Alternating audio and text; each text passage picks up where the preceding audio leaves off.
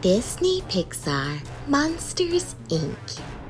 Monsters of all shapes and sizes lived in Monstropolis. The monsters kept their town running by sneaking into the human world and collecting screams from human children. Those screams were turned into energy. Monstropolis was in the middle of an energy shortage. It was getting harder and harder to scare children. Sulley and his best friend Mike worked at Monsters, Inc. Sulley was a scarer. Mike was his assistant.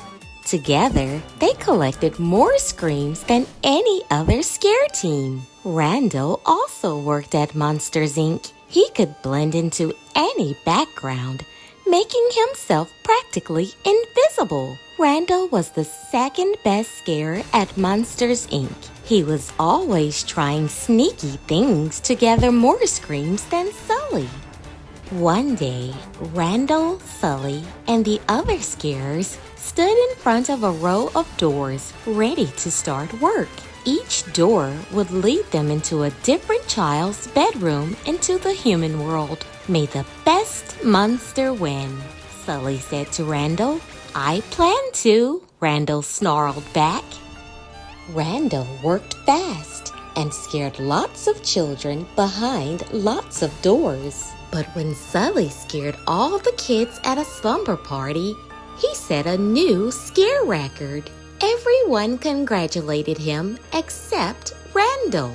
Uh-oh, a scarer named George returned from a child's room with a sock stuck to his fur. Within seconds, special agents from the Child Detection Agency, known as the CDA, burst in and gave George a good cleaning. Monsters thought children and their things were toxic. After the workday ended, Sulley noticed that a child's door was still out on the scare floor. He peeked inside but didn't see anyone. As Sulley closed the door and started to walk away, he heard a voice. Kitty! A little girl was holding on to his tail. She wasn't scared of him, but he was terrified of her. Sulley panicked. He tried to get the girl back in her room, but she wanted to play. Sulley finally managed to hide her in a duffel bag just as Randall walked by. Phew! No one could know about the little girl. Human kids were not allowed in Monstropolis. Sulley's secret didn't stay hidden for very long. When he stopped in a restaurant to tell Mike what had happened, the little girl got out of the bag. All the monsters in the restaurant screamed.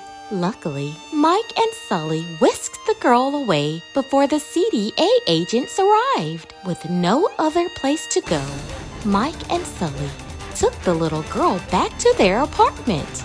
Mike put on all the protective gear he could find, but Sulley was starting to think that maybe the girl wasn't dangerous after all. And a very strange thing happened. Whenever she laughed, all the lights glowed brighter than ever. The next day, Mike and Sulley dressed the girl up like a little monster and went to work. Everyone at Monsters, Inc., even the boss, Mr. Waternoose, believed that the little girl was a monster child. Mike and Sulley heard Randall and his assistant talking about the human girl. They realized that Randall was the one who had brought her to Monstropolis. Mike and Sulley rushed to the scare floor.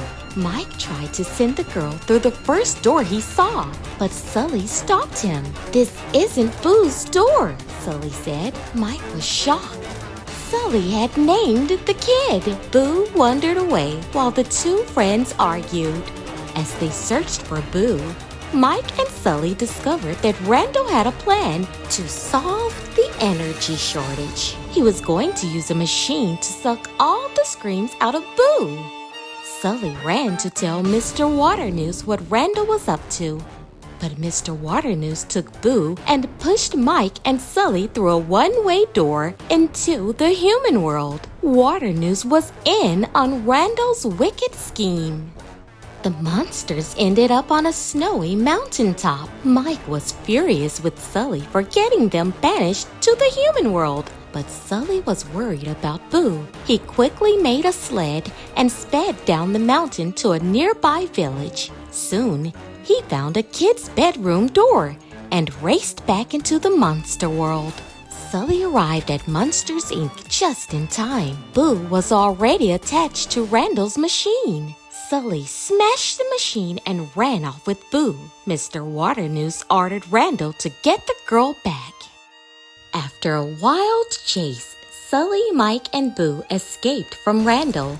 Then, they tricked Mr. Waternoose into talking about his evil plan. The CDA agents heard every word and took Waternoose away. Boo was safe.